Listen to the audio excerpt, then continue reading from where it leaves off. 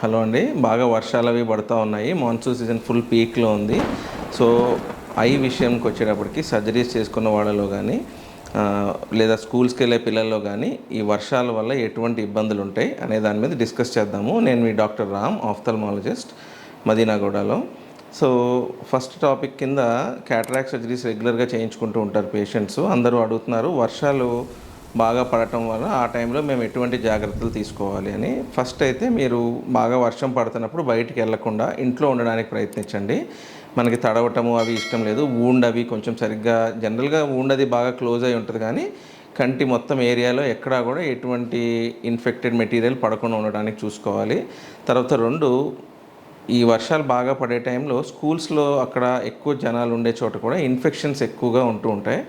So మీ చిన్న పిల్లలు వాళ్ళు స్కూల్ నుంచి ఇంటికి ఇన్ఫెక్షన్స్ అవి తీసుకొచ్చే అవకాశం ఉంటుంది. సో మీరు చాలా కేర్ఫుల్గా కొంచెం వర్షాలు అవి తగ్గే వరకు వాళ్ళకి ఎవరికైనా ఇన్ఫెక్షన్స్ ఉన్నా లేదా ఆఫీసెస్ నుంచి వచ్చే మీ పిల్లలకి ఎవరికైనా ఇన్ఫెక్షన్ ఉన్నా కూడా మీరు చాలా జాగ్రత్తగా వాళ్ళకి కొంచెం దూరంగా, వాళ్ళతో పాటు పిల్లోస్ కానీ క్లాత్స్ కానీ టవల్స్ కానీ కొంచెం షేర్ చేయకుండా ఐ హైజీన్ బాగా మెయింటైన్ చేయటం అనేది చాలా ఇంపార్టెంట్. ఈ జాగ్రత్తలు తీసుకుంటే మీకు ఎటువంటి ఇబ్బందులు ఉండవు. ఈ వీడియో కనుక మీకు నచ్చినట్లయితే లైక్ చేసి, షేర్ చేసి, కామెంట్ చేయండి. మా ఛానల్ని సబ్స్క్రైబ్ చేయడం మాత్రం మర్చిపోకండి. Thanks for watching.